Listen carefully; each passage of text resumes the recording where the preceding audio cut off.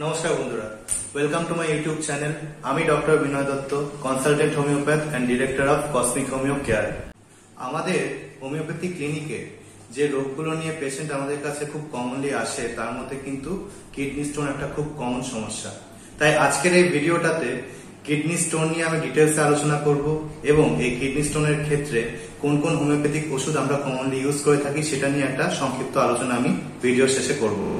Kidney stone সম্পর্কে জানার আগে কিডনি নিয়ে কিছু তথ্য আপনাদের জেনে রাখা দরকার। আমাদের শরীরে দুটো কিডনি থাকে। আমাদের কোমরের এর পেছন দিকটায় এরকম সাইজে দু সাইডে দুটো কিডনি আমাদের থাকে শরীরে, এবং এই কিডনিটা আমাদের ইউরিন বা আমাদের পেচ্ছাপ তৈরি করে। এই যে ইউরিনটা আছে সেটা দুটো কিডনি থেকে তৈরি হয়ে দুটো কিডনি থেকে দুটো পাইপের মতো অংশ, যেটাকে আমরা ইউরেটার বলি, সেটার মাধ্যমে আমাদের মূত্রথলি বা আমাদের ব্লাডারে এসে জমা হয় এবং সেখান থেকে ইউরেথ্রার মাধ্যমে আমাদের শরীর থেকে বেরিয়ে যায়। ছবিটা আপনারা আপনাদের মোবাইলের স্ক্রিনে বা আপনাদের কম্পিউটার স্ক্রিনে দেখতে পাচ্ছেন। তো কিডনি হলো একটা ছাঁকনির মতো। আমরা চা সবাই বানাই, তো চা বানানোর সময় যে চায়ের ছাঁকনিটা ব্যবহার করা হয়, যেখানে চায়ের পাতাটা আটকে যায় এবং তলায় একদম পরিষ্কার যে চাটা সেটা চায়ের কাপে জমা হয়, কিডনিও ঠিক একই রকম কাজ করে।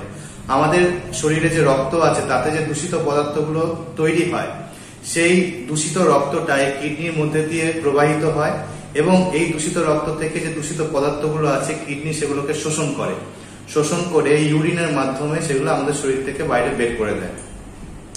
এখন বিভিন্ন ফ্যাক্টরের কারণে এই যে দূষিত পদার্থগুলো যেগুলো আছে সেগুলো যদি ওই কিডনির গায়ে বা ওই কিডনি থেকে বেরোনো যে পাইপটা, যেটাকে আমরা ইউরেটার বলি, সেটার গায়ে জমা হয় এবং সেটা পাথরের মতো শক্ত হয়ে যায়, সেটাকে আমরা কিন্তু কিডনি স্টোন বলি। এইবার প্রশ্ন হলো, কিডনি স্টোন হলে আমরা কিভাবে বুঝবো? কিডনি স্টোনের ক্ষেত্রে জেনারেলি আমরা একটা ক্যারেক্টারিস্টিক পেইন বা একটা ব্যথা ফিল করি। এই ব্যথাটা কোমরের এরকম সাইড থেকে নিয়ে রেডিয়েট করে আমাদের সামনের দিকে এসে তলপেট পর্যন্ত কিন্তু বিস্তৃত হয়।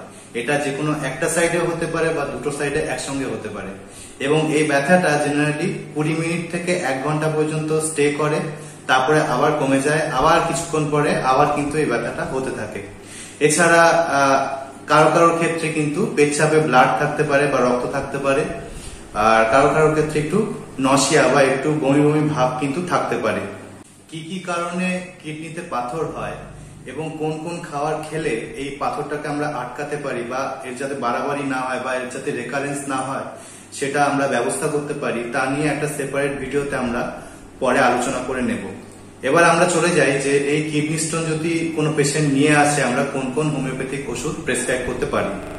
পেশেন্ট যদি ডান দিকের কোমরে এরকম জায়গাটা একটা ব্যথা নিয়ে আসে এবং তার সাথে তার পেচ্ছাপে যদি ইটের গুঁড়োর মতো লাল লাল কিছু সেডিমেন্ট থাকে এবং তার যদি ব্লাডে ইউরিক অ্যাসিডটা একটু বেশির দিকে থাকে, তাহলে কিন্তু আমরা অসিমাম ক্যানাম ইউজ করে থাকি।